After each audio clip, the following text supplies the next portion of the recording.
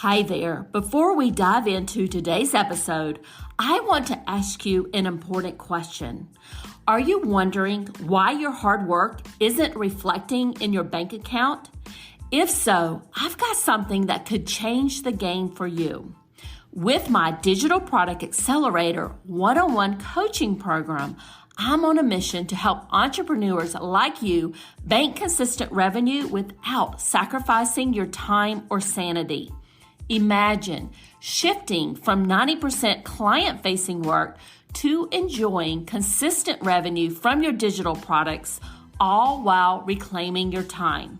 You already know that you don't need another course, and a one-size-fits-all approach isn't going to cut it. What you need is a strategic, long-term plan tailored just for you. So if you're ready to build the profitable, freedom-giving business you've dreamed of, apply to work with me by going to destinycop.com/apply. I cannot wait to learn more about you and your business.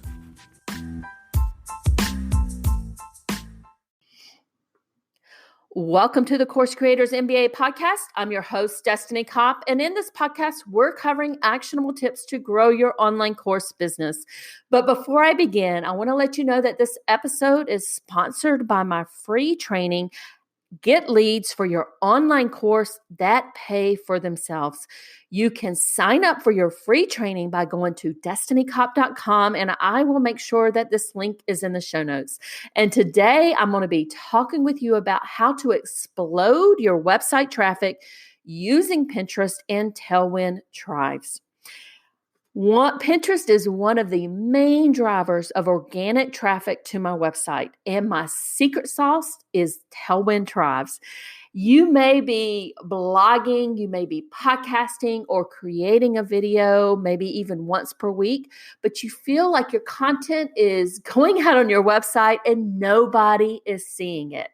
And that's a problem because you want to drive with your content management strategy, you want to drive quality traffic to your website so you can convert that website visitor to an email subscriber. In addition to all of that quality traffic, you are also seasoning your Facebook pixel and your Pinterest tag so that you can retarget that warm traffic in the future with paid advertising. And retargeting ads are ads that are served up to a warm traffic like your website traffic and can be cheaper in a lot of cases than ads to cold traffic. So website visitors equals email subscribers and website visitors equals warm traffic. And all of those are good reasons to drive quality traffic to your website. And in this podcast episode, I'm going to be specifically talking about Tailwind Tribes because using Tailwind is how I have grown my website traffic over the past couple years and my online course business. So first, I just want to talk to you about what is Tailwind. And Tailwind is an app where you can schedule content for your Pinterest and your Instagram accounts. Now, I personally only use Tailwind for Pinterest, so that's what I'm going to focus about as we go through this podcast episodes. And it's a relatively cheap app. So for around $15 per month, you can join Tailwind in 5 different tribes, and this will allow you to expand the reach of your content. And when I look at my Google Analytics account, and when you go into your Google Analytics account, and I have another blog post about this, which I will also link to in the podcast show notes because I want you to know how to use Google Analytics because that's very important. But when I go to my Google Analytics account, it shows me that around 35% of my traffic is coming from Pinterest. And when I dig into it a little bit more, I know that the majority of that traffic is coming from the Tailwind Tribes. So let's talk about Tailwind Tribes. And I think that the real value in using Tailwind are the Tailwind Tribes. And tribes function similar to Pinterest group boards. So if you're familiar with Pinterest group boards, and Pinterest group boards are where you pin the content of the other pinners on the board, and in turn, they share your content. So it's a very similar type of concept. However, unlike the group boards, there is an accountability feature. So you know who in your tribe are following the rules and who are not following the rules. And, you can get removed from a tribe if you aren't following the rules.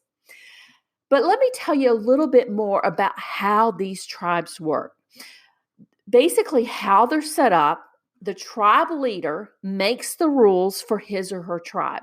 And that is generally related to the type of content you're allowed to share or post in the tribe, and the number of pins you can upload to the tribe in relation to the ones that you share from your other tribe members. For example, a typical rule in one of these tribes is that for every one of your pins that you share or post to the tribe, this is your content that you're posting to the tribe, you also have to pin at least one or two other pins from your tribe members. So you're uploading your content, maybe blog content that you have, to that particular tribe. And then you're going into that tribe and pinning or sharing pins that other tribe members have posted. So very, very simple there. Now, what you'll want to do is when you first set up Tailwind, so you'll have to set up your Tailwind account, and there is a trial that they have. So if you just want to play around with it, you can definitely do that. Once you get in there, you'll go into the Find a Tribe in the Tailwind app. And then from there, you will select your category or your niche. Like, for example, let's assume that you have a yoga course or a membership and you want to join like-minded tribes to help share your content. And it's important that you find other tribes to join that are similar to content in yours, right? Because you're going to be sharing their content to your audience, and they're going to be sharing your content to their audience. So that's the whole, that's the rationale behind it. So you want to make sure that the tribes that you join they're going to have good content for your audience. So going back to the example that I mentioned with the yoga course of membership. You can go into the Find a Tribe area and go to the health and fitness category. And underneath that, you're going to see a lot of different niches that are under the health and fitness category. One of them is yoga. And once you click on that, that's going to bring up all of the Tailwind tribes that list yoga as one of their topic areas. And then from there, you can check on, you can look at the tribe rules, you can preview the tribe, you can see how many members are in the tribe, and you can also get a feel for how active the tribe is. And that's very important.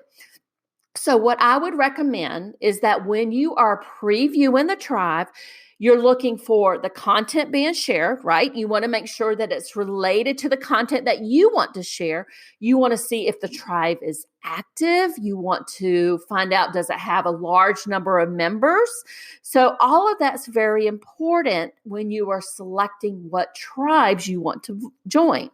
If the tribe is not very active or it doesn't have a lot of members in it, there's not going to be really anybody who's going to share your content, right? So it's not going to be worth your time to join a tribe that has just a few members and low activity. I always recommend that you consider tribes with at least 100 members or more in them and at least 4 bars on the tribe activity. So when you go into that area and kind of start looking at those tribes, it's going to tell you how many members are in that tribe and how much activity is going on in that tribe. So once you find some tribes to join, and the other thing I want to mention, I almost forgot about this, some tribes you can just automatically join. Some of them you have to request to join, and the tribe leader has to approve your request. So once you've selected the tribes you want to join, then what you're going to want to do is go in and start sharing their content and filling up your Pinterest boards. The other thing you're going to want to do is post your own personal content. So maybe pick some of your, top blog posts that you think would be very interesting for those tribes and those tribe members, and upload those content into Tailwind. And it's super, super easy to do that. And I actually have some trainings to show you how to do this, both in a blog and also in a video. So if you want to figure out how to do that, you can definitely look at those trainings, and I will make sure that all of those trainings are in the show notes.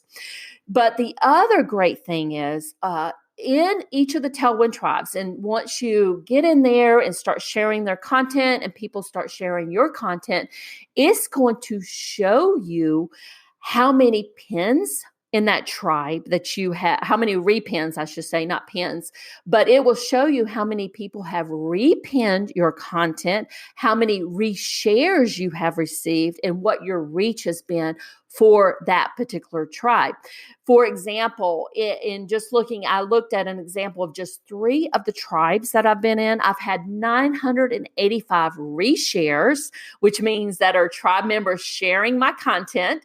I've had 329 repins. So that's the number of repins from my tribe members sharing my content. So when, they post it into their boards, people reshare it or repin it from there. And that has given me, in just 3 of these Tailwind tribes, a reach of 7.9 million. Now, those are my personal results, and I know that a lot of people are getting fantastic results from using Tailwind and the Tailwind tribes. I would definitely encourage you to check it out and see if it would work for you and your online course business.